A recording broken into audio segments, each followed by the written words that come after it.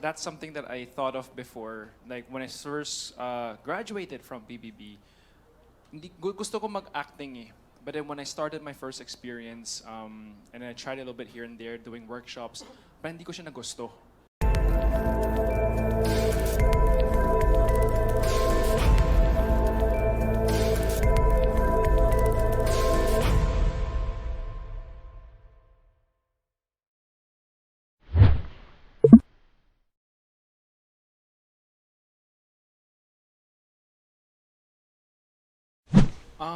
Thank you for that question kasi like that's something that I thought of before. Like when I first graduated from PBB, gusto ko mag-acting eh.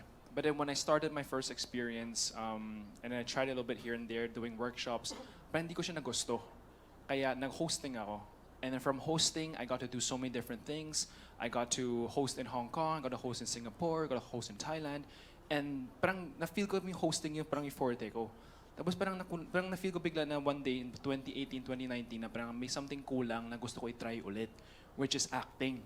Kaya that's when I reached out to Direk Lauren, we got to talk a little bit, and hence why led me to my first regular series, which was Love Thy Woman. And that was where parang yung character ko was actually Richie, same lang sa pangalan ko, which is kind of funny. And parang ka-love team ko nung time yun, or parang yung love interest was with Kim Chiu. And it was leading to somewhere. People on social media were so excited na parang to see me acting na finally after so long. And unfortunately, due to unfortunate circumstances, my character got cut off because of course, COVID, etc. Kaya parang nung time na sabi ko, baka hindi to para sa akin. And again, very fortunate, pumasok ulit ka sa hosting sa PBB Connect. Was my first season. And I guess that's how I was connected to them. Kasi ako, I was watching them as a host, and that was kind of funny then. And so I guess to answer your question, hindi ko naman ever nag-give up kasi hinahanap ko ng ibang stuff that's for me.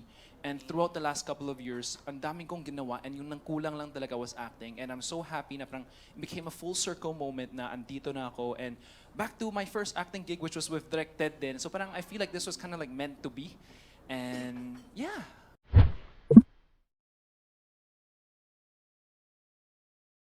For me naman po, I think honestly, I grew up without wanting to be part of showbiz. Kasi my parents, my family, lagi sila sabi na kailangan negosyo, stereotypical.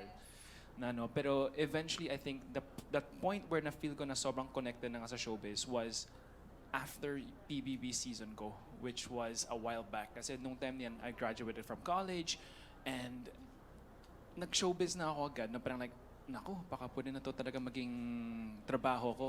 And eventually, I really fell in love with it. I really enjoyed it.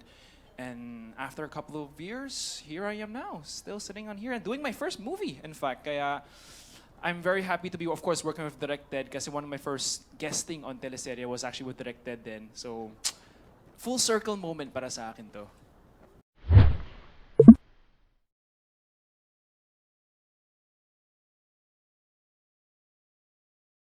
Honestly, kasi yung pinaka-close ko si Philip, if you remember, Philip, the one from Australia, he's back to Australia na with his kid.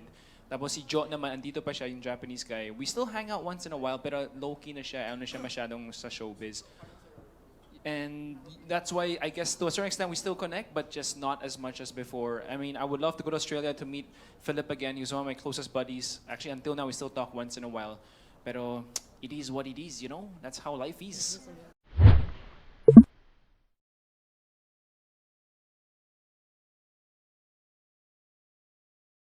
I think for me as a millennial, hindi ko naman masabi na we're disconnected with the family. Kasi for me, I've always, in fact, social media has been such a huge part, like with technology and all that. There's a WhatsApp group, there's a Facebook group where you chat with your family every single day. And actually, I think my mom might be watching right now. Hi, Mom. And it's been 2.5 years since I last saw her because she's still in Hong Kong right now, and I didn't get the chance to fly back and see her. So I would say, in fact, social media really connected us as a family together much better.